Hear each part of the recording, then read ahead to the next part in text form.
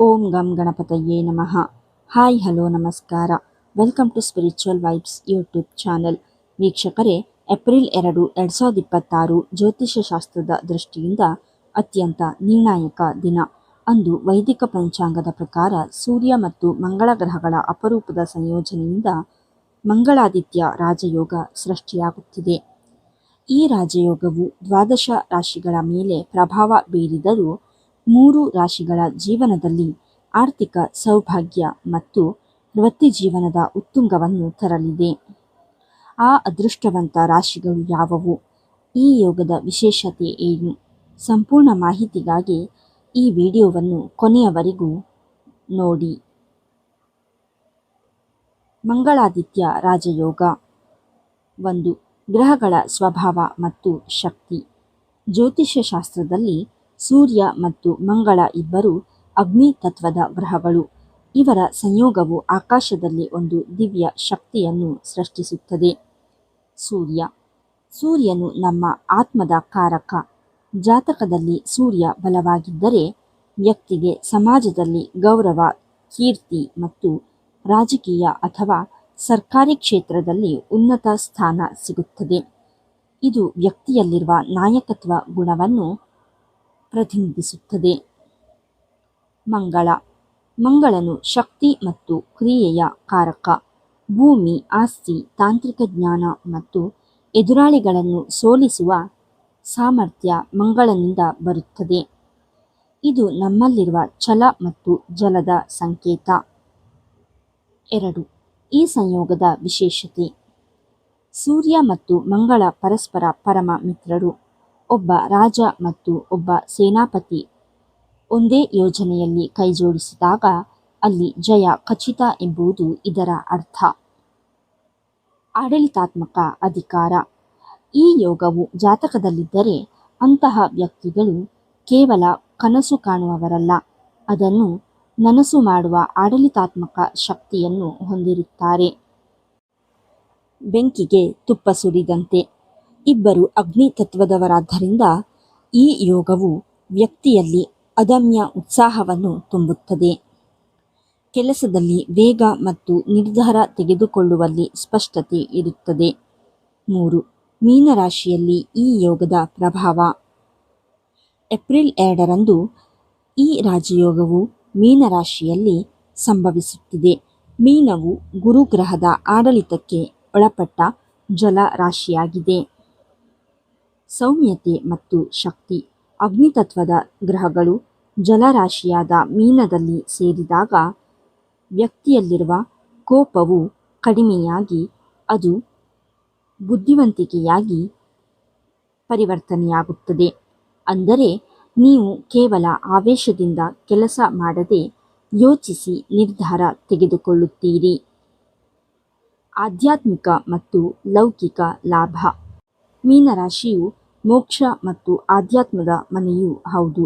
ಹೀಗಾಗಿ ಈ ಸಮಯದಲ್ಲಿ ಕೈಗೊಳ್ಳುವ ಧಾರ್ಮಿಕ ಕಾರ್ಯಗಳು ಅಥವಾ ದೇವಸ್ಥಾನದ ಭೇಟಿಗಳು ನಿಮಗೆ ಹೆಚ್ಚಿನ ಯಶಸ್ಸನ್ನು ನೀಡಲಿವೆ. 4. ಈ ಯೋಗ ಯಾರಿಗೆ ಹೆಚ್ಚು ಫಲಪ್ರದ? ಯಾವ ವ್ಯಕ್ತಿಗಳ ಜಾತಕದಲ್ಲಿ ಸೂರ್ಯ ಅಥವಾ ಮಂಗಳ ಶುಭ ಸ್ಥಾನದಲ್ಲಿದ್ದಾರೋ ಅವರಿಗೆ ಈ ಗೋಚಾರ ಫಲವು ದುಪ್ಪಟ್ಟು ಲಾಭ ನೀಡುತ್ತದೆ. ವಿಶೇಷವಾಗಿ ಸರ್ಕಾರಿ ಕೆಲಸಕ್ಕಾಗಿ ಪ್ರಯತ್ನಿಸುತ್ತಿರುವವರಿಗೆ, ರಿಯಲ್ ಎಸ್ಟೇಟ್ ಅಥವಾ ಭೂ ವ್ಯವಹಾರದಲ್ಲಿ ಇರುವವರಿಗೆ, ಸೈನ್ಯ, ಪೊಲೀಸ್ ಅಥವಾ ರಕ್ಷಣಾ ಇಲಾಖೆಯಲ್ಲಿ ಸೇವೆ ಸಲ್ಲಿಸುತ್ತಿರುವವರಿಗೆ, ಸ್ವಂತ ಉದ್ಯಮ ಪ್ರಾರಂಭಿಸಲು ತುಡಿಯುತ್ತಿರುವ ಯುವಕರಿಗೆ. ಮೀನರಾಶಿ. ಜೀವನದ ಹೊಸ ಅಧ್ಯಾಯದ ಆರಂಭ. 1. ಲಗ್ನ ಭಾವದಲ್ಲಿ ರಾಜಯೋಗದ ಸ್ಥಾನ.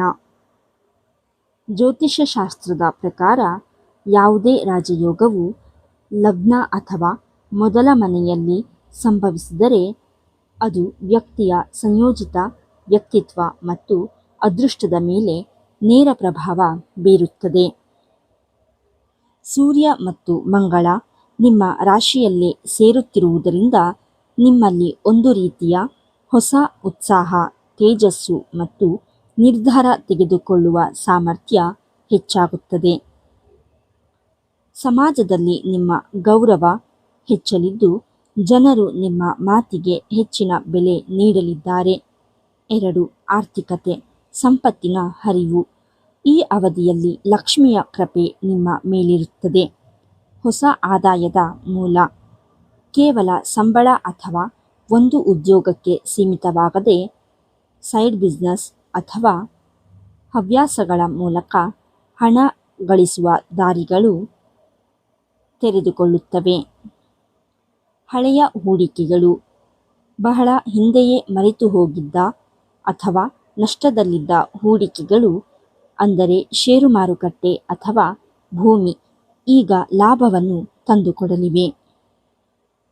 ಅನಿರೀಕ್ಷಿತ ಧನಲಾಭ, ಲಾಟರಿ ಅಥವಾ ಪಿತ್ರಾರ್ಜಿತ ಆಸ್ತಿಯ ವಿಷಯದಲ್ಲಿ ನಿಮಗೆ ಜಯ ಸಿಗುವ ಸಾಧ್ಯತೆ ಇದೆ. 3. ಉದ್ಯೋಗ ಮತ್ತು ವ್ಯಾಪಾರ. ವೃತ್ತಿಜೀವನದಲ್ಲಿ ನೀವು ಕಿಂಗ್ ಆಗುವ ಸಮಯವಿದು. ಉದ್ಯೋಗಸ್ಥರಿಗೆ ನಿಮ್ಮ ಕೆಲಸದ ಶೈಲಿಯಲ್ಲಿ ಕಂಡುಬರುವ ಶಿಸ್ತು ಮತ್ತು ವೇಗವನ್ನು ನೋಡಿ ಮೇಲಾಧಿಕಾರಿಗಳು ಬೆರಗಾಗುತ್ತಾರೆ. ಇದು ಬಡ್ತಿ ಅಥವಾ ನಿಮ್ಮ ನಿರೀಕ್ಷಿತ ಸಂಬಳ ಹೆಚ್ಚಳಕ್ಕೆ ದಾರಿ ಮಾಡಿಕೊಡುತ್ತದೆ. ಉದ್ಯಮಿಗಳಿಗೆ, ನೀವು ಹೊಸ ಮಾರುಕಟ್ಟೆಗೆ ಪ್ರವೇಶಿಸಲು ಅಥವಾ ಹೊಸ ಬ್ರಾಂಚ್ ತೆರೆಯಲು ಯೋಚಿಸುತ್ತಿದ್ದರೆ ಏಪ್ರಿಲ್ 2ರ ನಂತರದ ಸಮಯ ಅತ್ಯಂತ ಶುಭ. ಮಂಗಳನ ಪ್ರಭಾವದಿಂದಾಗಿ ನಿಮ್ಮ ಪ್ರತಿಸ್ಪರ್ಧಿಗಳನ್ನು ಸುಲಭವಾಗಿ ಹಿಂದಿಕ್ಕುತ್ತೀರಿ. 4. ವೈಯಕ್ತಿಕ ಜೀವನ ಮತ್ತು ಸಂಬಂಧಗಳು. ದಾಂಪತ್ಯ, ಕಳೆದ ಕೆಲವು ದಿನಗಳಿಂದ ದಂಪತಿಗಳ ನಡುವೆ ಇದ್ದ ಸಣ್ಣಪುಟ್ಟ ಮನಸ್ತಾಪಗಳು ದೂರವಾಗಿ ಸಾಮರಸ್ಯ ಮೂಡುತ್ತದೆ. ಸಂಗಾತಿಯ ಹೆಸರಿನಲ್ಲಿ ಹೂಡಿಕೆ ಮಾಡುವುದು ಶುಭ ತರಲಿದೆ. ಅವಿವಾಹಿತರಿಗೆ, ಈ ರಾಶಿಯ ಅವಿವಾಹಿತರಿಗೆ ಕಂಕಣಬಲ ಕೂಡಿ ಬರಲಿದೆ. ಮನಸ್ಸಿಗೆ ಒಪ್ಪುವಂತಹ ಸಂಬಂಧಗಳು ಹುಡುಕಿಕೊಂಡು ಬರುತ್ತವೆ. ಸಾಮಾಜಿಕ, ನೀವು ಒಂದು ಲೀಡರ್ ಅಥವಾ ಮಾರ್ಗದರ್ಶಿಯಾಗಿ ಸಮಾಜದಲ್ಲಿ ಗುರುತಿಸಿಕೊಳ್ಳುತ್ತೀರಿ. 5. ಎಚ್ಚರಿಕೆ ಮತ್ತು ಜಾಗೃತಿ. ಶಕ್ತಿ ಹೆಚ್ಚಾದಾಗ ಅತಿ ಆತ್ಮವಿಶ್ವಾಸ ಬರುವುದು ಸಹಜ, ಅದನ್ನೇ ನೀವು ನಿಯಂತ್ರಿಸಬೇಕು. ಆರೋಗ್ಯ, ಮಂಗಳನು ಉಷ್ಣಕಾರಕನಾದ್ದರಿಂದ ಹೊಟ್ಟೆಗೆ ಸಂಬಂಧಿಸಿದ ಸಮಸ್ಯೆಗಳು ಅಥವಾ ರಕ್ತದೊತ್ತಡದ ಬಗ್ಗೆ ಎಚ್ಚರವಿರಲಿ. ಸಾಕಷ್ಟು ನೀರು ಕುಡಿಯಿರಿ. ರಿಸ್ಕ್ ಬೇಡ. ಈ ಅವಧಿಯಲ್ಲಿ ವೇಗವಾಗಿ ಗಾಡಿ ಚಾಲನೆ ಮಾಡುವುದು ಅಥವಾ ಪರ್ವತಾರೋಹಣದಂತಹ ಸಾಹಸಮಯ ಕ್ರೀಡೆಗಳಿಂದ ದೂರವಿರುವುದು ಒಳ್ಳೆಯದು. ಸಣ್ಣಪುಟ್ಟ ಗಾಯಗಳಾಗುವ ಸಂಭವವಿರುತ್ತದೆ. ಧನುರಾಶಿ, ವೃತ್ತಿಜೀವನದ ಉತ್ತುಂಗ ಮತ್ತು ಆಸ್ತಿಯೋಗ. 1. 10ನೇ ಮನೆಯ ಮೇಲೆ ರಾಜಯೋಗದ ದೃಷ್ಟಿ. ಧನುರಾಶಿಯವರಿಗೆ ಈ ರಾಜಯೋಗದ ಪ್ರಭಾವವು ಅತ್ಯಂತ ವಿಶೇಷವಾಗಿದೆ. ನಿಮ್ಮ ರಾಶಿಯಿಂದ 10ನೇ ಮನೆ ಅಂದರೆ ಕರ್ಮಸ್ಥಾನದಲ್ಲಿ, ಎಂದರೆ ಕೆಲಸ ಮತ್ತು ವ್ಯವಹಾರದ ಮನೆಯ ಮೇಲೆ ಈ ಶುಭ ದೃಷ್ಟಿ ಬೀಳುತ್ತಿದೆ. 10ನೇ ಮನೆಯಲ್ಲಿ ಸೂರ್ಯ ಮತ್ತು ಮಂಗಳನ ಪ್ರಭಾವವಿದ್ದರೆ ಅಂತಹ ವ್ಯಕ್ತಿಗಳು ಆಡಳಿತಾತ್ಮಕ ಅಧಿಕಾರವನ್ನು ಪಡೆಯುತ್ತಾರೆ. ಸಮಾಜದಲ್ಲಿ ನಿಮ್ಮ ಗೌರವ ಮತ್ತು ಅಧಿಕಾರವು ಮೊದಲಿಗಿಂತ 10 ಪಟ್ಟು ಹೆಚ್ಚಾಗುವ ಸಾಧ್ಯತೆ ಇದೆ. 2. ವೃತ್ತಿ ಮತ್ತು ಕೆಲಸದ ವೇಗ. ಕಳೆದ ಕೆಲವು ತಿಂಗಳಿಂದ ನಿಮ್ಮ ಕೆಲಸಗಳು ಕುಂಠಿತವಾಗಿದ್ದರೆ ಅಥವಾ ಫೈಲ್ಗಳು ಧೂಳು ಹಿಡಿಯುತ್ತಿದ್ದರೆ ಈಗ ಅದಕ್ಕೆ ವೇಗ ಸಿಗಲಿದೆ. ಅಧಿಕಾರಿಗಳ ಮೆಚ್ಚುಗೆ. ನಿಮ್ಮ ಕಾರ್ಯಕ್ಷಮತೆಯನ್ನು ಕಂಡು ನಿಮ್ಮ ಬಾಸ್ ಅಥವಾ ಹಿರಿಯ ಅಧಿಕಾರಿಗಳು ಪ್ರಶಂಸೆ ವ್ಯಕ್ತಪಡಿಸುತ್ತಾರೆ. ಇದು ಕೇವಲ ಮೆಚ್ಚುಗೆಗೆ ಸೀಮಿತವಾಗದೆ ಬಡ್ತಿಗೂ ಕಾರಣವಾಗಬಹುದು. ಸರ್ಕಾರಿ ಕೆಲಸ. ಸರ್ಕಾರಿ ಉದ್ಯೋಗಕ್ಕಾಗಿ ಪ್ರಯತ್ನಿಸುತ್ತಿರುವ ಧನುರಾಶಿಯವರಿಗೆ ಈ ಏಪ್ರಿಲ್ 2ರ ನಂತರದ ಅವಧಿ ಅತ್ಯಂತ ಸುವರ್ಣಕಾಲ. ಸೂರ್ಯನ ಕೃಪೆಯಿಂದ ಸರ್ಕಾರಿ ಲಾಭಗಳು ನಿಮ್ಮದಾಗಲಿವೆ. 3. ಆಸ್ತಿ ಮತ್ತು ವಾಹನ ಯೋಗ. ಮಂಗಳನು ಭೂಮಿಯ ಕಾರಕನಾದ್ದರಿಂದ ಧನುರಾಶಿಯವರಿಗೆ ಆಸ್ತಿ ಖರೀದಿಸಲು ಇದು ಅತ್ಯುತ್ತಮ ಸಮಯ. ಹೊಸ ಮನೆ ಅಥವಾ ವಾಹನ. ನೀವು ಸ್ವಂತ ಮನೆ ಕಟ್ಟುವ ಕನಸು ಕಾಣುತ್ತಿದ್ದರೆ ಅಥವಾ ಹೊಸ ವಾಹನ ಖರೀದಿಸಲು ಯೋಚಿಸುತ್ತಿದ್ದರೆ ಈ ರಾಜಯೋಗವು ಅದಕ್ಕೆ ಬೇಕಾದ ಆರ್ಥಿಕ ಶಕ್ತಿಯನ್ನು ಒದಗಿಸುತ್ತದೆ. ಪಿತ್ರಾರ್ಜಿತ ಲಾಭ. ನಿಮ್ಮ ತಂದೆಯ ಕಡೆಯಿಂದ ಅಥವಾ ಪೂರ್ವಜರ ಆಸ್ತಿಯ ವಿಷಯದಲ್ಲಿ ಇದ್ದ ಕಾನೂನು ಸಂಘರ್ಷಗಳು ನಿಮಗೆ ಅನುಕೂಲವಾಗುವಂತೆ ಬಗೆಹರಿಯಲಿವೆ. ಹಳೆಯ ಆಸ್ತಿ ಮಾರಾಟದಿಂದ ದೊಡ್ಡ ಮೊತ್ತದ ಹಣ ಕೈಗೆ ಬರಬಹುದು. 4. ಲಾಭದಾಯಕ ಕ್ಷೇತ್ರಗಳು. ಈ ರಾಜಯೋಗವು ಕೆಲವು ನಿರ್ದಿಷ್ಟ ವೃತ್ತಿಯಲ್ಲಿರುವವರಿಗೆ ಅತಿ ಹೆಚ್ಚು ಲಾಭ ತರಲಿದೆ. Real estate. ಜಮೀನು ವ್ಯವಹಾರ ಮಾಡುವವರಿಗೆ ದೊಡ್ಡ ಮಟ್ಟದ ಡೀಲ್ ಫೈನಲ್ ಆಗಲಿದೆ. ವೈದ್ಯಕೀಯ ಮತ್ತು ಔಷಧ. ಡಾಕ್ಟರ್ಗಳು, ಫಾರ್ಮಸಿಸ್ಟ್ಗಳು ಅಥವಾ ವೈದ್ಯಕೀಯ ಉಪಕರಣಗಳ ವ್ಯಾಪಾರ ಮಾಡುವವರಿಗೆ ಈ ಸಮಯವು ಆರ್ಥಿಕ ಸಮೃದ್ಧಿ ತರಲಿದೆ. ಪೊಲೀಸ್ ಮತ್ತು ಸೈನ್ಯ. ಶಿಸ್ತುಬದ್ಧ ವೃತ್ತಿಯಲ್ಲಿರುವವರಿಗೆ ಗೌರವ ಪದಕ ಅಥವಾ ವಿಶೇಷ ಸ್ಥಾನಮಾನ ಸಿಗುವ ಸಾಧ್ಯತೆ ಇದೆ. 5. ಎಚ್ಚರಿಕೆ ಮತ್ತು ಜಾಗ್ರತೆ. ಎಲ್ಲವೂ ಪಾಸಿಟಿವ್ ಆಗಿದ್ದರೂ ಒಂದು ವಿಷಯದಲ್ಲಿ ನೀವು ಎಚ್ಚರದಿಂದಿರಬೇಕು. ತಾಯಿಯ ಆರೋಗ್ಯ. ನಿಮ್ಮ ರಾಶಿಯ 4ನೇ ಮನೆಯಲ್ಲಿ ಗ್ರಹಗಳ ಈ ಸಂಚಾರವಿರುವುದರಿಂದ ನಿಮ್ಮ ತಾಯಿಯ ಆರೋಗ್ಯದಲ್ಲಿ ಏರುಪೇರಾಗಬಹುದು. ಅವರ ಸಣ್ಣಪುಟ್ಟ ಕಾಯಿಲೆಗಳನ್ನು ನಿರ್ಲಕ್ಷಿಸಬೇಡಿ. ಭಾವನಾತ್ಮಕ ಸಮತೋಲನ. ಮನೆಯಲ್ಲಿ ಮಾತನಾಡುವಾಗ ಸ್ವಲ್ಪ ಸಂಯಮದಿಂದ ಇರಿ, ಏಕೆಂದರೆ ಮಂಗಳನ ಪ್ರಭಾವದಿಂದ ನಿಮ್ಮ ಮಾತುಗಳು ಸ್ವಲ್ಪ ಕಟುವಾಗಿರಬಹುದು. ಮಿಥುನ ರಾಶಿ.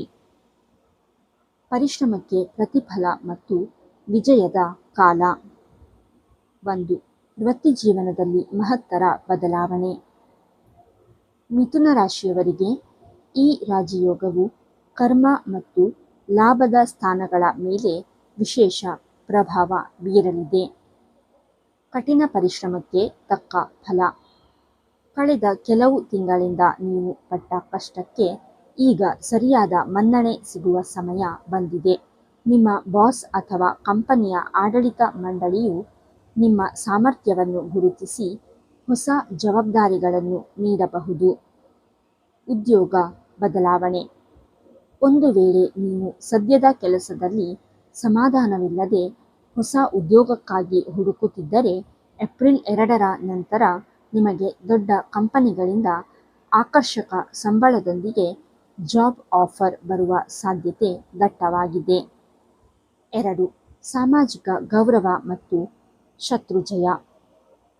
ಸೂರ್ಯ ಮತ್ತು ಮಂಗಳನ ಈ ಜೋಡಿಯು ನಿಮ್ಮಲ್ಲಿ ಅದಮ್ಯ ಧೈರ್ಯವನ್ನು ತುಂಬುತ್ತದೆ. ಪ್ರತಿಷ್ಠೆ. ಸಮಾಜದಲ್ಲಿ ನಿಮ್ಮ ಮಾತುಗಳಿಗೆ ಬೆಲೆ ಹೆಚ್ಚಾಗುತ್ತದೆ. ಪ್ರಮುಖ ನಿರ್ಧಾರಗಳನ್ನು ತೆಗೆದುಕೊಳ್ಳುವಾಗ ಜನರು ನಿಮ್ಮ ಸಲಹೆ ಕೇಳಬಹುದು. ಶತ್ರುಗಳ ಮೇಲೆ ವಿಜಯ. ನಿಮ್ಮ ಪ್ರಗತಿಯನ್ನು ಕಂಡು ಹೊಟ್ಟೆಕಿಚ್ಚು ಪಡುವ ಅಥವಾ ನಿಮಗೆ ತೊಂದರೆ ಕೊಡಲು ಯತ್ನಿಸುವ ಶತ್ರುಗಳು ತಾವಾಗಿಯೇ ಸೋಲೊಪ್ಪಿಕೊಳ್ಳುತ್ತಾರೆ. ನಿಮ್ಮ ವಿರೋಧಿಗಳ ಯಾವುದೇ ತಂತ್ರಗಳು ಈ ಅವಧಿಯಲ್ಲಿ ಫಲಿಸುವುದಿಲ್ಲ. 3. ವ್ಯಾಪಾರ ಮತ್ತು ಹೊಸ ಒಪ್ಪಂದಗಳು. ವ್ಯಾಪಾರಿಗಳಿಗೆ ಇದು ಲಾಭದಾಯಕ ತಿಂಗಳು. ಶುಭ ಮುಹೂರ್ತ. ಹೊಸ ಉದ್ಯಮ ಆರಂಭಿಸಲು ಅಥವಾ ಮಾರುಕಟ್ಟೆಯಲ್ಲಿ ಹೊಸ ಒಪ್ಪಂದಗಳಿಗೆ ಸಹಿ ಹಾಕಲು ಇದು ಅತ್ಯಂತ ಶುಭ ಸಮಯ. ಆರ್ಥಿಕ ಲಾಭ. ಈ ಅವಧಿಯಲ್ಲಿ ನೀವು ಮಾಡುವ ಪ್ರತಿಯೊಂದು ವ್ಯವಹಾರದಲ್ಲೂ ಲಾಭದ ಪ್ರಮಾಣ ಹೆಚ್ಚಾಗಿರುತ್ತದೆ. ನಿಮ್ಮ ಕ್ರಿಯಾಶೀಲತೆ ಮತ್ತು ಚತುರತೆ ವ್ಯಾಪಾರವನ್ನು ವಿಸ್ತರಿಸಲು ಸಹಾಯ ಮಾಡುತ್ತದೆ. 4. ಪ್ರಮುಖ ಸಲಹೆ ಮತ್ತು ಜಾಗ್ರತೆ. ಗ್ರಹಗಳು ನಿಮಗೆ ಬೆಂಬಲ ನೀಡುತ್ತಿವೆ ಎಂದರೆ ನೀವು ಸುಮ್ಮನೆ ಕುಳಿತುಕೊಳ್ಳಬೇಕು ಎಂದರ್ಥವಲ್ಲ. ಸೋಮಾರಿತನ ಬಿಡಿ. ಮಂಗಳನು ಶಕ್ತಿಯ ಸಂಕೇತ. ನೀವು ಸೋಮಾರಿತನ ಪ್ರದರ್ಶಿಸಿದರೆ ಈ ರಾಜಯೋಗದ ಪೂರ್ಣ ಲಾಭ ಪಡೆಯಲು ಸಾಧ್ಯವಾಗುವುದಿಲ್ಲ. ನಿಮ್ಮ ಕಾರ್ಯಕ್ಷಮತೆಯನ್ನು ಹೆಚ್ಚಿಸಿಕೊಳ್ಳಿ. ನಿರಂತರ ಪ್ರಯತ್ನ. ಯಶಸ್ಸು ನಿಮ್ಮ ಮನೆ ಬಾಗಿಲು ತಟ್ಟುತ್ತಿದೆ ನಿಜ, ಆದರೆ ಅದನ್ನು ಸ್ವಾಗತಿಸಲು ನೀವು ಸಿದ್ಧರಾಗಿರಬೇಕು. ಸಣ್ಣ ಪುಟ್ಟ ಅಡೆತಡೆಗಳು ಬಂದರೂ ಧೃತಿಗೆಡದೆ ಮುನ್ನಡೆಯಿರಿ. ಪರಿಹಾರಗಳು ಮತ್ತು ವಿಶೇಷ ಸಲಹೆಗಳು. ಈ ಮಂಗಳಾದಿತ್ಯ ರಾಜಯೋಗವು ಸೂರ್ಯ ಮತ್ತು ಮಂಗಳನ ಶಕ್ತಿಯನ್ನು ಹೊಂದಿರುವುದರಿಂದ ಆ ಶಕ್ತಿಯನ್ನು ಧನಾತ್ಮಕವಾಗಿ ಬಳಸಿಕೊಳ್ಳಲು ಈ ಕೆಳಗಿನ ಪರಿಹಾರಗಳು ಅತ್ಯಗತ್ಯ. ಸೂರ್ಯ ಅರ್ಘ್ಯ. ಪ್ರತಿದಿನ ಸೂರ್ಯೋದಯದ ಸಮಯದಲ್ಲಿ ತಾಮ್ರದ ಪಾತ್ರೆಯಲ್ಲಿ ನೀರನ್ನು ತೆಗೆದುಕೊಂಡು ಸೂರ್ಯನಿಗೆ ಅರ್ಘ್ಯವನ್ನು ಅರ್ಪಿಸಿ. ಅರ್ಘ್ಯ ಅರ್ಪಿಸುವಾಗ ಓಂ ಸೂರ್ಯಾಯ ನಮಃ ಎಂಬ ಮಂತ್ರವನ್ನು ಪಠಿಸಿ. ಇದು ನಿಮ್ಮಲ್ಲಿ ಆತ್ಮವಿಶ್ವಾಸ ಮತ್ತು ತೇಜಸ್ಸನ್ನು ಹೆಚ್ಚಿಸುತ್ತದೆ. ದೇವಸ್ಥಾನದ ಭೇಟಿ. ಮಂಗಳವಾರದಂದು ಶಕ್ತಿಯ ದೇವತೆಗಳಾದ ಸುಬ್ರಹ್ಮಣ್ಯ ಸ್ವಾಮಿ ಅಥವಾ ಹನುಮಂತನ ದೇವಸ್ಥಾನಕ್ಕೆ ಭೇಟಿ ನೀಡಿ. ಕೆಂಪು ಹೂವುಗಳನ್ನು ಅರ್ಪಿಸುವುದು ಮತ್ತು ಹನುಮಾನ್ ಚಾಲೀಸವನ್ನು ಪಠಿಸುವುದು ಮಂಗಳ ಗ್ರಹದ ದೋಷಗಳನ್ನು ನಿವಾರಿಸಿ ನಿಮಗೆ ಧೈರ್ಯವನ್ನು ನೀಡುತ್ತದೆ. ದಾನದ ಮಹತ್ವ. ಜ್ಯೋತಿಷ್ಯದಲ್ಲಿ ದಾನಕ್ಕೆ ಹೆಚ್ಚಿನ ಪ್ರಾಮುಖ್ಯತೆ ಇದೆ. ಮಂಗಳನ ಪ್ರೀತ್ಯರ್ಥವಾಗಿ ಬಡವರಿಗೆ ಅಥವಾ ಅಗತ್ಯವಿರುವವರಿಗೆ ಕೆಂಪು ಬಣ್ಣದ ಧಾನ್ಯಗಳನ್ನು, ಉದಾಹರಣೆಗೆ ಕೆಂಪು ಬೇಳೆ ಅಥವಾ ತೊಗರಿಬೇಳೆ ದಾನ ಮಾಡಿ. ಇದರಿಂದ ನಿಮ್ಮ ಆರ್ಥಿಕ ಅಡೆತಡೆಗಳು ನಿವಾರಣೆಯಾಗಲಿವೆ. ಶಿಸ್ತು ಮತ್ತು ತಾಳ್ಮೆ. ಸೂರ್ಯ ಶಿಸ್ತನ್ನು ಇಷ್ಟಪಡುತ್ತಾನೆ, ಮಂಗಳನು ವೇಗವನ್ನು ಇಷ್ಟಪಡುತ್ತಾನೆ. ಆದ್ದರಿಂದ ಈ ಅವಧಿಯಲ್ಲಿ ಬೆಳಿಗ್ಗೆ ಬೇಗ ಏಳುವ ಅಭ್ಯಾಸ ಮಾಡಿಕೊಳ್ಳಿ ಮತ್ತು ಯಾರೊಂದಿಗೂ ವೃಥಾ ಜಗಳಕ್ಕೆ ಇಳಿಯಬೇಡಿ. ವೀಕ್ಷಕರೇ, ಏಪ್ರಿಲ್ 2ರ ಈ ಮಂಗಳಾದಿತ್ಯ ರಾಜಯೋಗವು ಮೀನ, ಧನು ಮತ್ತು ಮಿಥುನ ರಾಶಿಯವರ ಪಾಲಿಗೆ ನಿಜಕ್ಕೂ ಒಂದು ವರದಾನ. ಗ್ರಹಗಳ ಈ ಸಂಚಾರವು ನಿಮ್ಮ ಜೀವನದ ದಿಕ್ಕನ್ನೇ ಬದಲಿಸುವ ಸಾಮರ್ಥ್ಯ ಹೊಂದಿದೆ. ಆದರೆ ನೆನಪಿಡಿ, ಜ್ಯೋತಿಷ್ಯವು ನಿಮಗೆ ದಾರಿ ತೋರಿಸುವ ದೀಪವಿದ್ದಂತೆ.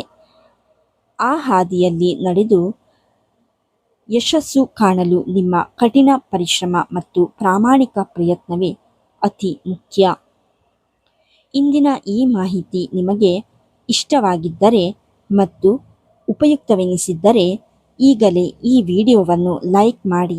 ನಿಮ್ಮ ಸ್ನೇಹಿತರು ಅಥವಾ ಕುಟುಂಬದವರು ಈ ರಾಶಿಗಳಿಗೆ ಸೇರಿದವರಾಗಿದ್ದರೆ ಅವರಿಗೂ ಈ ವಿಡಿಯೋವನ್ನು ಶೇರ್ ಮಾಡಿ. ಈ ರಾಜಯೋಗದ ಬಗ್ಗೆ ನಿಮ್ಮ ಅನಿಸಿಕೆ ಅಥವಾ ಪ್ರಶ್ನೆಗಳನ್ನು ಕೆಳಗಿನ ಕಮೆಂಟ್ ಬಾಕ್ಸ್ನಲ್ಲಿ ನಮ್ಮೊಂದಿಗೆ ಹಂಚಿಕೊಳ್ಳಿ. ಆಧ್ಯಾತ್ಮಿಕ ರಹಸ್ಯಗಳು, ಜ್ಯೋತಿಷ್ಯದ ವಿಶೇಷತೆಗಳು ಮತ್ತು ಹಬ್ಬ ಹರಿದಿನಗಳ ಬಗ್ಗೆ ಇನ್ನೂ ಹೆಚ್ಚಿನ ಮಾಹಿತಿ ಪಡೆಯಲು ನಮ್ಮ ಸ್ಪಿರಿಚುವಲ್ ವೈಬ್ಸ್ ಚಾನಲ್ ಅನ್ನು ತಪ್ಪದೆ ಸಬ್ಸ್ಕ್ರೈಬ್ ಮಾಡಿ ಮತ್ತು ಹೊಸ ವಿಡಿಯೋಗಳ ಅಪ್ಡೇಟ್ ಪಡೆಯಲು ಬೆಲ್ ಐಕಾನ್ ಒತ್ತಿ. ಲೋಕ ಸಮಸ್ತ ಸುಖಿನೋ ಭವಂತು. ಮುಂದಿನ ವಿಡಿಯೋದಲ್ಲಿ ಮತ್ತೊಂದು ವಿಶೇಷ ವಿಷಯದೊಂದಿಗೆ ನಿಮ್ಮನ್ನು ಭೇಟಿಯಾಗುತ್ತೇನೆ. ಅಲ್ಲಿಯವರೆಗೂ ಶುಭವಾಗಲಿ. ಧನ್ಯವಾದಗಳು.